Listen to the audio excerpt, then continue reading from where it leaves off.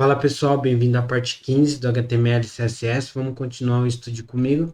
Espero que vocês gostem. Bora estudar e espero que vocês estudem comigo também. Bora. Aqui há mais um vídeo, ainda falando sobre cores, então ainda estamos no capítulo 13.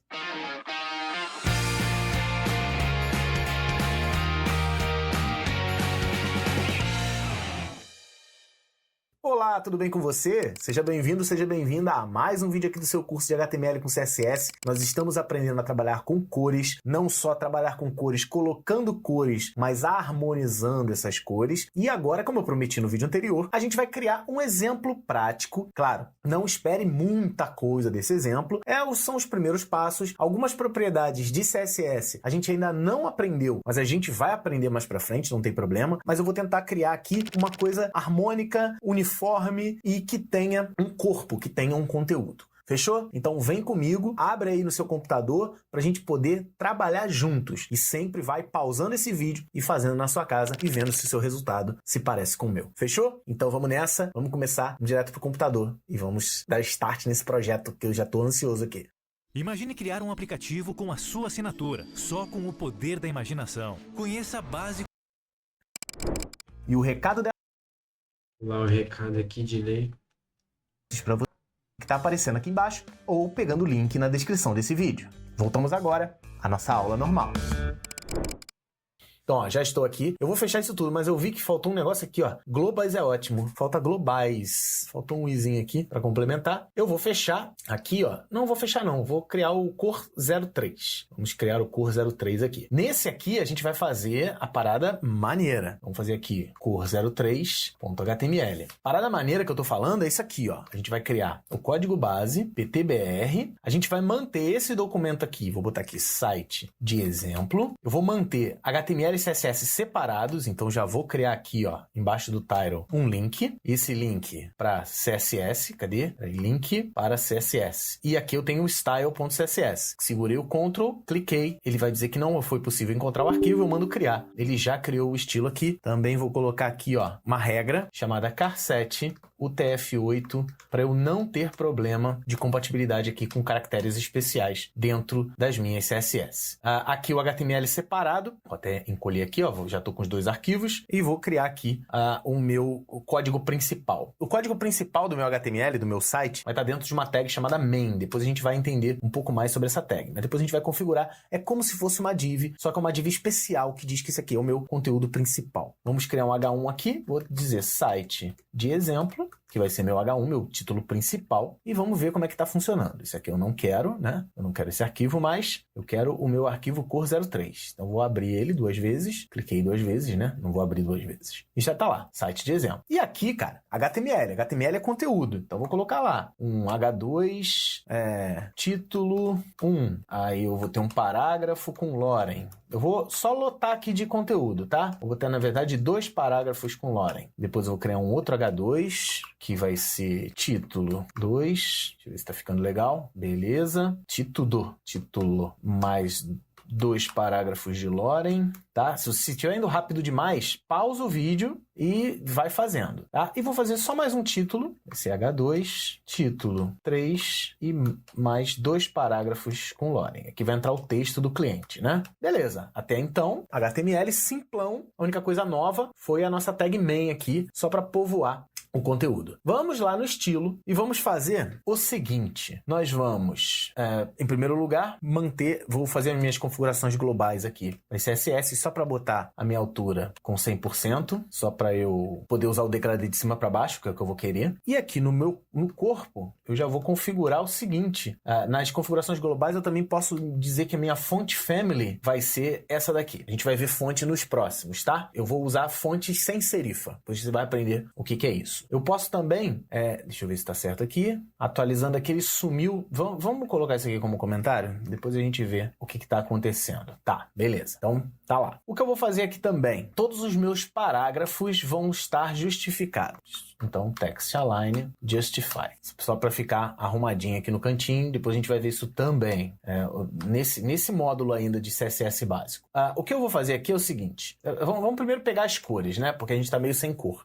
Vamos começar configurando o estilo. E eu vou aqui pro meu Adobe Color e eu vou fazer um negócio. Eu vou vir aqui em explorar e vou pegar uma paleta pronta, tá? Eu não vou escolher uma paleta. Você pode criar sua paleta com 5 cores à vontade. Você aprendeu isso durante esse módulo, né? E se você pulou porque você viu que isso aqui é criação de um site na prática, tu perdeu um monte de coisa, cara. Então, essas coisas não serão explicadas aqui nesse exercício, foram explicadas durante as aulas. Então, não dá mole, não pula. Então, tá aqui, tá todas as fontes. Eu vou mudar aqui para as mais usadas. E vou escolher uma paleta qualquer aqui. Deixa eu ver uma paleta que esteja legal. Essa aqui é bem monocromática. Eu vou usar essa aqui, ó, tá? Cliquei aqui, eu tenho essa minha paleta, certo? Gostei dela. Vou usar esses dois aqui no background. Achei bonito. Vou usar... Posso brincar nessa com essa, né? Posso brincar dessa com essa também. Enfim, ficou legal, gostei. Então eu vou começar pelo... E fora preto e branco, né? Como eu falei. Vou começar fazendo um degradê dessa cor para essa. Então, vamos lá. No body, vamos fazer um degradê. Então, background image vai ser um linear gradient to right. A primeira cor vai ser essa, ó. Copiei, vou vir aqui e vou colar. Viu como é simples? Aqui também. Copiei, vou vir aqui e vou colar. Então, beleza. Já criei as duas. Vamos ver se o degradê funcionou. Tá vendo? Ó, o degradê tá bem clarinho aqui, bem escuro. Deixa eu botar aqui to down. F2C 3A7, F1D 869. Do bottom, né, na verdade, o que ele vai fazer. Ele fez aqui o meu conteúdo só. Deixa eu ver aqui se eu colocar esse height 100 aqui, se agora... Eu não tô entendendo por que ele quebrou. Ai, meu Deus. Então isso aqui não dá, não. Se eu botar aqui no body, vai. Ainda não foi. Mas enfim, não vou usar degradê para baixo, não. Vamos usar to right. Beleza, já fiz um degradê. Só que esse conteúdo não pode estar dentro do degradê, né? Conteúdo, o ideal é fundo branco, letra preta. Então vamos lá.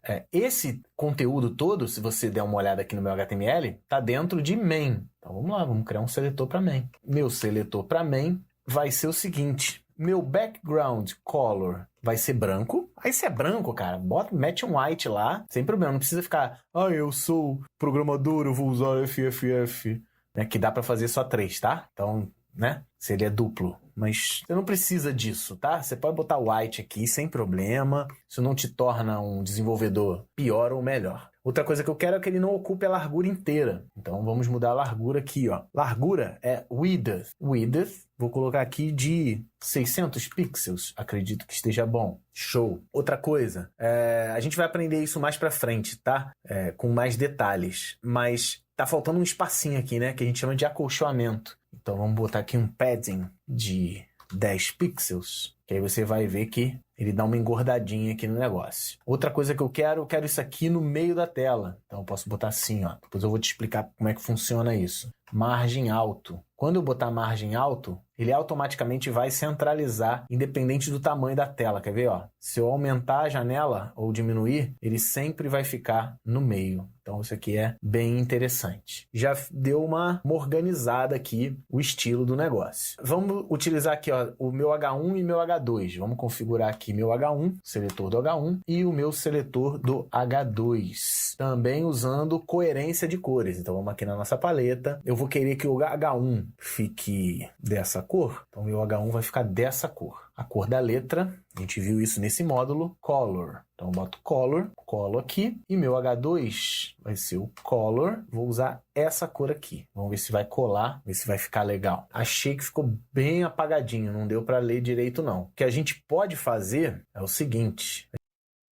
A gente pode pegar essa cor aqui e trabalhar uma escala abaixo, uma mini escala monocromática. Então eu posso vir aqui, deixa eu ver se eu consigo botar, deixa eu ver se esse azul aqui vai conseguir falar comigo, deixa eu ver, antes de mexer na monocromática. Tá ok, tá bom, senão eu ia ter que mexer em subescala e eu não quero isso. Quero fazer, como eu disse antes, só com o que a gente aprendeu.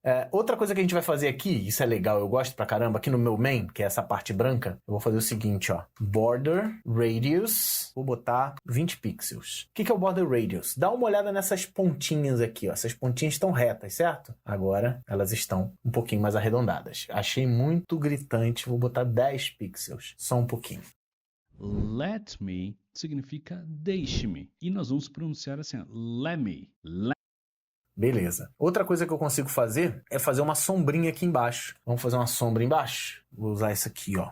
Box Shadow. Depois a gente vai aprender em detalhes, tá? Mas, por enquanto, vai repetindo aqui. O Box Shadow é o seguinte. Imagina que esse branco aqui tem uma sombra. O primeiro parâmetro é quanto essa sombra vai andar para o lado. O segundo parâmetro é quanto essa sombra vai andar para baixo. O terceiro parâmetro é quanto essa sombra vai espalhar. E o último parâmetro é quanto de transparência essa sombra vai ter. Com a cor, né? Cor e transparência. Eu vou te mostrar aqui, ó. Vou botar 10, eu vou botar bem gritante. 10 pixels, 10 pixels, 10 pixels preto. Depois a gente vai tornar a coisa mais bonitinha. Então, ó, tá vendo? Ficou 10 pixels andando pro lado, 10 pixels andando para baixo, 10 pixels de espalhamento, tá vendo que a sombra tá espalhadinha? E preto, que é a cor. Eu vou fazer o seguinte agora. Depois a gente vai aprender os parâmetros direito. Eu vou botar 5 e 5 para ela ficar mais discreta, tá vendo? Vou colocar também, eu vou botar um espalhamento de 3 para ela ficar mais dura. Não, vou botar 15 aqui. Vou botar ela bem espalhadinha. E eu não quero ela preta, porque ela preta tá muito escura. Então eu vou pegar aqui, ó, a cor mais escura que tem.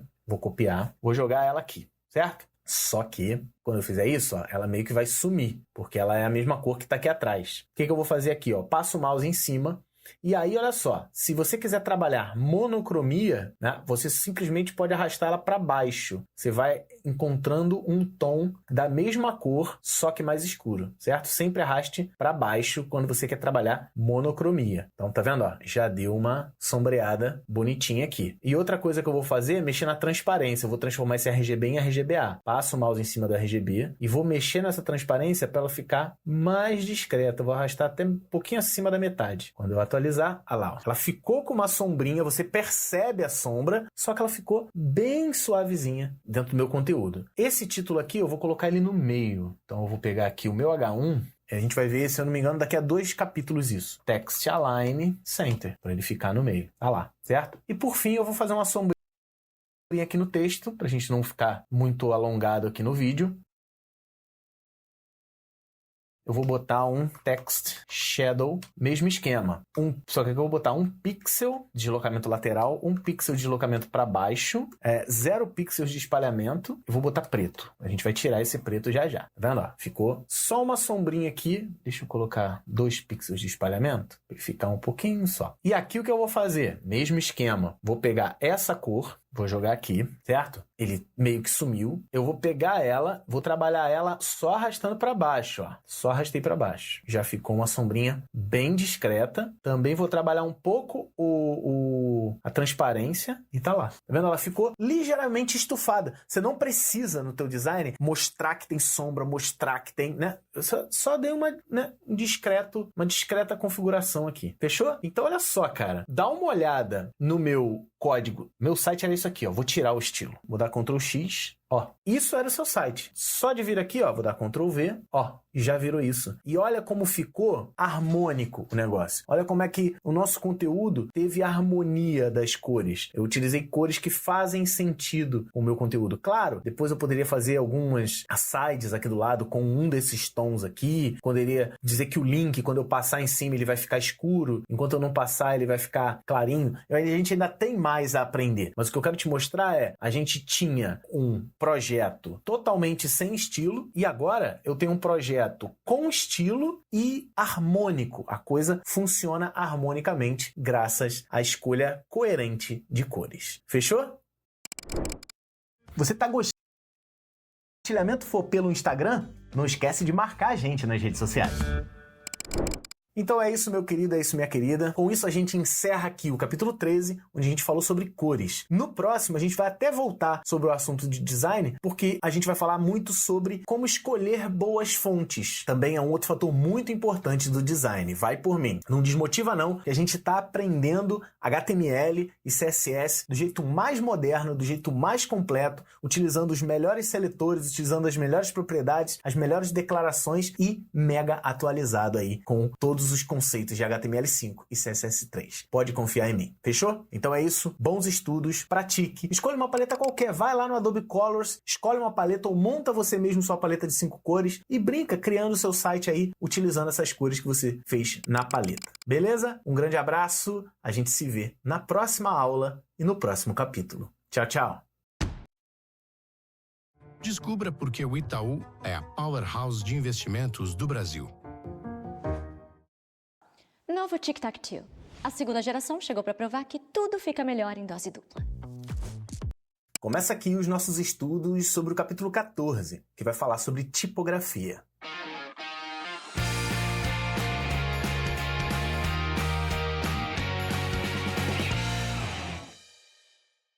Olá, tudo bem com você? Seja bem-vindo, seja bem-vinda a mais uma aula aqui de HTML e CSS. Cara, olha quantas vezes eu já falei essa frase. Olha a quantidade de vídeos que a gente tem, olha a quantidade de conteúdo que a gente está disponibilizando para você. Muito obrigado por apoiar o projeto aí do curso em vídeo e continuamos nessa. Chegamos agora a um capítulo que vai complementar o capítulo anterior. Lembra que eu falei no capítulo anterior que cores são muito importantes, que cores têm sensações, né? Levam a sensações, que você precisa se preocupar muito com cor? Outra coisa que você precisa se preocupar bastante também é com as fontes, é com as letras que você vai escolher para o seu projeto. E se você está achando que não tem nenhuma importância ou que você nem sabia que existia essa importância, assiste todos os vídeos desse capítulo do início ao fim. Nesse primeiro vídeo, a gente vai mostrar como surgiu a tipografia, te explicar o que é tipografia, né? Qual a necessidade dessa arte, dessa ciência, enfim. E eu vou te mostrar a importância dos tipos dentro do nosso site. Então vamos começar com algum conhecimento teórico e se nesse momento você está assim, mas eu não gosto de conhecimento teórico. Cara, a base teórica ela é importante para você dar continuidade e chegar na parte prática. Pega o seu caderno,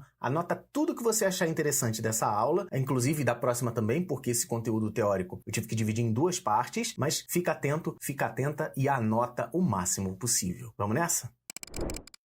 Interrompemos a código disponíveis na plataforma. Obrigado pelo patrocínio Recode e a gente volta para nossa aula.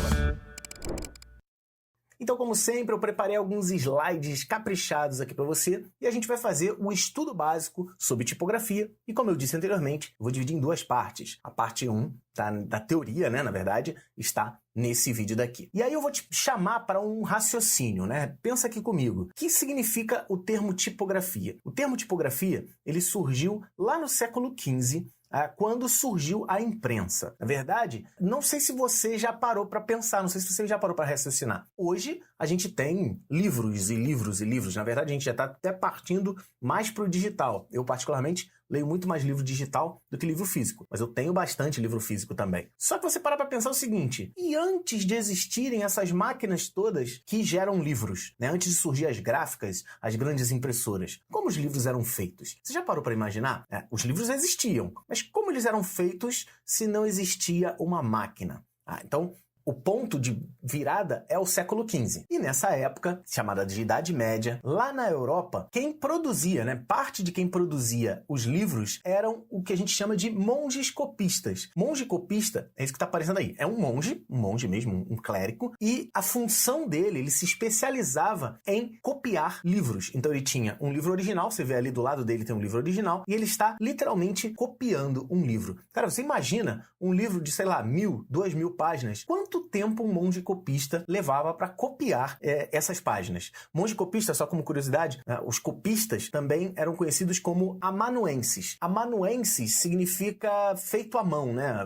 Amanuense é alguma coisa feita à mão. Então, o copista, amanuense, é o cara que copiava tudo à mão, que era a única opção da época. Então, os livros, quando você comprava um livro, a cópia podia levar meses para ser concluída. Então, você comprava um livro, 2, 3, 4 meses depois é que você recebia esse livro. Ou o monge copista já produzia um antes de vender, o que eu acho muito improdutivo e também não é possível, né? Eu não acredito que eles geravam livros para vender depois. Eram por pedidos, né? Os nobres solicitavam os livros, que era quem tinha dinheiro para pagar, e o monge copista ia lá, gerando uma cópia. E não era uma cópia com letra feia, né? Os monges copistas, eles eram especializados em copiar com uma letra bonitinha, desenhadinha, para facilitar a leitura. E foi em 1450 que esse cara aí, deixa eu rasgar meu alemão. Ele era alemão, é um inventor alemão. O nome dele, pronunciado em alemão, seria algo parecido com Johannes Gutenberg. A gente chama ele de Gutenberg, né? Aqui no Brasil, né? Já brasileirou a parada. Então, a partir de agora, eu não vou falar Gutenberg, eu vou falar Gutenberg. Então, o Gutenberg, esse cara, tá aparecendo aí, barbinha dividida na metade, caprichada aí, super no estilo, ele foi o cara que inventou essa máquina aí, que a gente chama de prensa mecânica de tipos móveis. Prensa mecânica de tipos móveis. Prensa, a gente pensa em prensar. Mecânica é porque precisa de braço para fazer, né? Não tem um motor para fazer isso. É porque século XV, nada de motor. Agora, o tipos móveis é que eu não entendi. É porque eu podia levar a máquina para qualquer lugar? Não. Eu consegui um vídeo aqui, não fui eu que criei, tava na internet, e eu consegui um vídeo que demonstra claramente como funciona essa prensa mecânica. É o seguinte, Gutenberg teve uma ideia para ajudar os monges copistas. Ele criou essa caixinha, né? Várias pecinhas de metal com letras, e eu organizava essas letras da maneira que formassem palavras, e essas letras eu colocava nessa máquina, nessa prensa, sujava de tinta, você já vai ver funcionando, coloca um papel, fecha a portinha, coloca numa prensa mecânica, num negócio que vai apertar, e aí sai o livro. Vou mostrar aí na prática. Esse é um vídeo de uma réplica que foi criada. Ó, você vê as letrinhas ali embaixo, ó. Ele está sujando de tinta, ele vai botar a tinta em cima dessas letras, que a gente chama de tipos. Tá? Então, ó lá. Por isso que é tipos móveis, o movimento, as letrinhas. Ele está colocando na prensa, vai apertar. Olha a força que o cara tem que fazer. Tudo bem que é um senhorzinho, mas... Work today is broken. Every day, people juggle so many different tools. Teve que fazer bastante força aí para poder prender. Deixa alguns segundos, depois ele abre, tira, abre a tampa e olha o que está lá dentro. O papel com as palavras, ó. Isso gerou 2 páginas, na verdade, ali, né? Então você tinha 2 páginas copiadas, tipo um carimbão, olha. Lá na direita, aparecendo os tipos ali móveis, os papéis secando em cima, porque é tinta, né? Tem que secar. E aí depois eles encadernavam, botavam a coisa mais bonitinha e botava para vender. Cara, olha o ganho de velocidade disso. É claro que levava mó tempão para você colocar as letras no lugar, mas pensa comigo, você leva um tempão botando as letras no lugar. Depois, é só sujar de tinta, prensa, tira, prensa outra. Você não vai fazer a segunda página logo. Você tira, sei lá, 50, 100 cópias daquela página, depois você parte para outra página. É demorado? Sim, hoje em dia você manda imprimir e sai numa velocidade absurda. Mas lembra, a gente tá falando de século XV, cara. Então isso daí foi uma grande invenção, tanto que o Gutenberg é conhecido como o pai da imprensa. Na verdade, deixa eu te dar um spoiler aqui, na história da humanidade, relatos depois, muitos anos depois, confirmam que quem inventou a prensa mecânica não foi o Gutenberg, não foi um alemão, e sim chineses muitos anos antes. Mas isso só foi descoberto depois. Gutenberg já era considerado o pai da imprensa, certo? Então se por acaso você fala assim, não, o Gutenberg que fez a primeira prensa mecânica. Não foi bem ele. Ele hoje é considerado, né, o pai da imprensa, mas os chineses já tinham inventado isso antes. Mas eu vou dizer que ele copiou a ideia dos chineses, provavelmente porque na época não tinha um trâmite de informações como a gente tem hoje com internet, tudo globalizado. Era uma outra coisa, uma invenção, bateu em 2 cabeças, né, em épocas diferentes, ficou mais conhecido, quem ficou mais conhecido, que foi o Gutenberg, que hoje é o pai da imprensa. E aí, povo, dá na divulgação, escolher. Valeu mesmo, já agradeço antecipadamente pela sua divulgação, o que vai tornar com certeza esse curso muito grande e vai ajudar muitas pessoas. E aí vem o seguinte, beleza, ótima invenção do Gutenberg, as coisas ficavam claras, fáceis de ler, eu tinha lá o desenhozinho da letra. Uma outra curiosidade, aqueles tipozinhos móveis, aqueles quadradinhos com as letras, eles podiam ser de metal, mas tiveram versões de madeira e de argila. Então, só que a de argila provavelmente durava bem menos. E tinha de rolha, cortiça também. Mas as que ficaram mais conhecidas foram as de metais, porque não tinha distorção na hora que fazia a prensa mesmo. Então, daí surgiu a necessidade de criar letras que fossem mais fáceis de ler. Então, assim, as letras, provavelmente as primeiras letras da prensa de Gutenberg eram boas, mas não eram tão boas assim. E aí a galera começou a estudar formas de desenhar letras melhores que fossem mais cômodas, mais fáceis de serem lidas e com aproveitamento de espaço também. Surge, então, a nossa arte, os nossos estudos de tipografia. Basicamente, a tipografia surgiu nesse momento, em que eles estavam querendo melhorar a visualização, a visibilidade, a legibilidade legibilidade das letras. E o termo tipografia vem de duas palavras gregas. Vem de typos. Typos significa impressão. Justamente impressão. Colocar coisas no papel. Não estou falando de impressoras, né? A impressora, ela coloca a coisa no papel. Mas impressão é o ato de colocar algo no papel. E grafia vem de grafia, um termo também grego, que quer dizer escrita. Então, basicamente, tipografia é o estudo de como eu vou escrever coisas no papel. Fechou? Claro que a tipografia evoluiu e hoje não é só no papel, principalmente escrever em telas. Hoje a gente lê muito mais em telas do que em papéis. E isso é uma tendência daqui para frente. Tipografia também atende essa galera. Então, como eu disse, basicamente, tipografia é o estudo dos tipos. É o estudo de como desenhar essas letrinhas que estão aparecendo aí. E a forma de escrever, ela transmite também emoções. Assim como eu falei lá no capítulo de cores, né, que a cor também pode transmitir uma emoção pelo simples fato do seu cérebro perceber aquela imagem, aquela cor e falar, eu tô me sentindo dessa maneira. Tipos também são assim. Eles são uma ótima conjunção com as cores. Na verdade, você profissionalmente vai em design, as pessoas pensam muito em juntar três coisas: boas imagens, boas cores e boas letras, boas representações gráficas. Então, imagem, cor e representação gráfica, a gente já viu esses três, são três coisas muito importantes do design. É claro que você também tem que se preocupar muito com o conteúdo. Não adianta fazer um site muito lindo se o conteúdo não pode ser passado. Mas, por outro lado, também não adianta fazer um conteúdo maravilhoso e não saber apresentá-lo de forma gráfica, de forma cômoda, de forma coerente, para o seu visitante ficar lá e consumir o seu conteúdo. E eu vou dar um exemplo dessa coisa da emoção da tipografia. Na verdade, eu vou te dar 3 exemplos. Presta atenção aqui, ó. Eu vou te mostrar 3 slides daqui para frente. No primeiro, eu vou representar a palavra amor. Vamos imaginar que eu estivesse fazendo uma peça, ou uma imagem, ou um site, e eu precisasse representar a palavra amor em destaque, certo? Não estou falando de texto corrente, não. Texto corrente a gente vai falar depois. Eu quero botar a palavra amor em destaque. Eu vou te dar 2 opções a partir de agora, e você vai escolher qual delas é a melhor forma de representar, seria a melhor forma, entre duas, de representar a palavra amor. Tá preparado? 1, 2, 3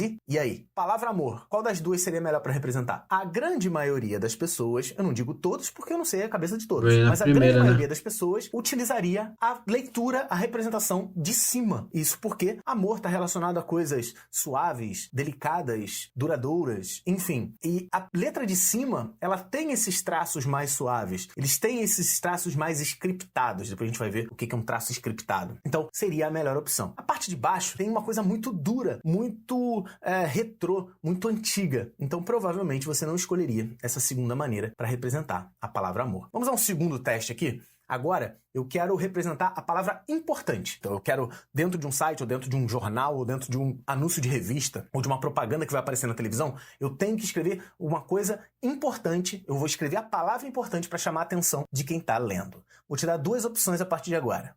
E aí, qual delas você escolheria? Provavelmente, a grande maioria também escolheria a opção de baixo. Isso porque uma coisa importante é uma coisa que vai chamar a atenção, é uma coisa que requer a sua seriedade num determinado momento. A letra de cima, ela não traz muita seriedade. Ela foi escolhida, ela é uma boa escolha quando eu quero alguma coisa mais leve, uma coisa mais solta, enfim. A de baixo, ela tem linhas mais retas, mais imponentes. Então, você entende que essa palavra trouxe emoção para você? Se você não entendeu, você vai entender esse terceiro exemplo aqui. Esse terceiro exemplo não é uma palavra, é um termo, tá? Eu quero também, numa peça, numa propaganda, em qualquer, o que quer que seja, eu quero utilizar o termo feito à mão, para representar, sei lá, um produto que foi feito à mão. Então, eu quero demonstrar que foi feito à mão. Qual das duas seria a melhor maneira de escrever, na sua opinião? Então, tem a primeira e tem a segunda. Provavelmente, você também escolheu a parte de baixo. Isso porque a parte de baixo, a letra de baixo, ela simula alguma coisa escrita à mão. Então, se eu tenho uma coisa escrita, parece que foi feita à mão, também dá uma ideia de que meu produto foi feito à mão também. A letra de cima, ela é muito boa. A fonte que eu escolhi de cima, ela é muito boa, mas ela não passa o sentimento de que algo foi feito à mão. Ficou claro isso?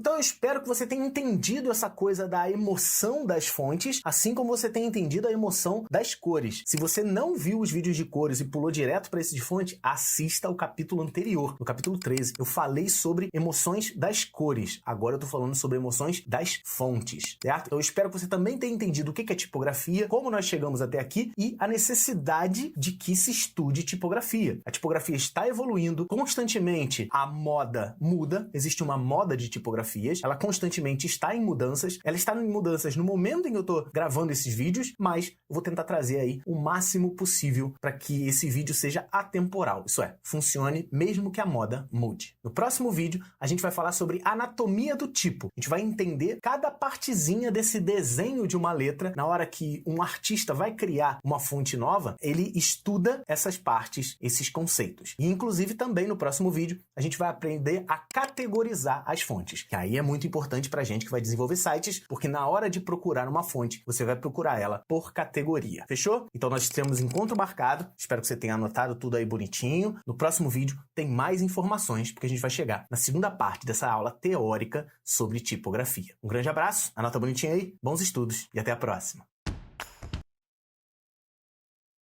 Bom, deu 29 minutos já. Muito obrigado a todo mundo que acompanhou essa parte 15. Amanhã a gente vai continuar aqui no curso de HTML e CSS, padrãozinho. E muito obrigado. E até o próximo Estude Comigo.